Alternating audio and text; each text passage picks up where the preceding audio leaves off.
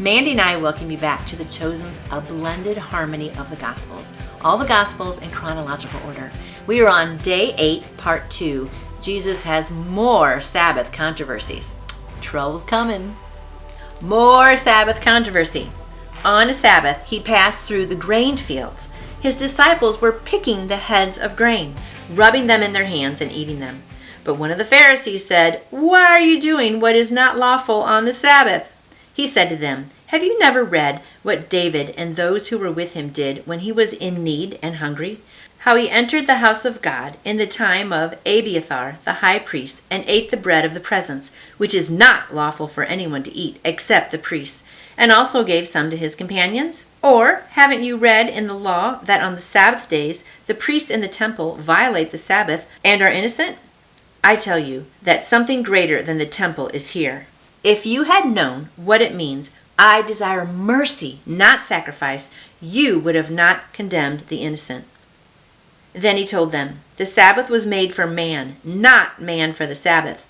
So then, the Son of Man is Lord, even of the Sabbath." On another Sabbath, he entered the synagogue and was teaching. A man was there whose right hand was shriveled. The scribes and Pharisees were watching him closely to see if he would heal on the Sabbath, so that they could find a charge against him. In order to accuse him, they asked him, "Is it lawful to heal on the Sabbath?" But he knew their thoughts and told the man with the shriveled hand, "Get up and stand here." So he got up and stood there. Then he said to them, "Is it lawful to do good on Sabbath or to do evil, to save life or to kill?" But they were silent, of course. After looking around at them with anger, he was grieved at the hardness of their hearts. He replied to them, "Who among you, if he had a sheep that fell into a pit on the Sabbath, wouldn't take hold of it and lift it out? A person is worth far more than a sheep. So it is lawful to do what is good on the Sabbath." Then he told the man, "Stretch out your hand." So he stretched it out, and it was restored, as good as the other. Immediately the Pharisees went out, filled with rage, and started plotting with the Herodians against him, how they might kill him. So David was running, and he had some men, and they were hungry. So he ran into the temple and asked for the showbread. Now the showbread was stacked up there on the altar and not to be eaten by anybody except the priests. But David said it was okay that they could eat it because they were in need and they were hungry. So, they have the law that you shouldn't do certain things on the Sabbath, but they had taken that to extreme. They had added extra laws into there.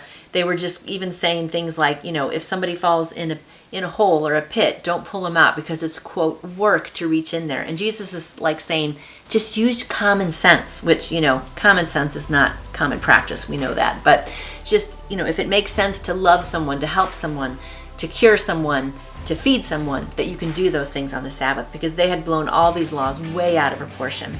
So he said it was okay for them to eat the grain as they were walking by. And then in the temple also, he healed the man with the shriveled hand. And I'm sure that man didn't really care if it was Sabbath day or not. He wanted to be healed. But of course, that just kind of flipped out all the Pharisees, and it said they were just enraged. And now they're plotting to kill him. So now we kind of turned that corner where Jesus was a good guy, helping people, healing people, but now he's doing things on the Sabbath, and so that's kind of turning the tables a bit. So be sure to come back tomorrow, my friends, to see more, to see what happens to Jesus because he's healing on the Sabbath. But I hope you look around and try to find someone that you can help. I know that typically we can't heal people, but there's a lot of things you can do to help people in need. So I hope you focus on that part of it and just go out and help serve someone today. And come back tomorrow, and we'll see you then. Have a good one. You can get your own copy of A Blended Harmony of the Gospels by The Chosen simply by going to thechosengifts.com. There you can find all kinds of wonderful merchandise to help build your faith this year. Be sure to check out their devotionals and their Bible studies. Have a blessed day.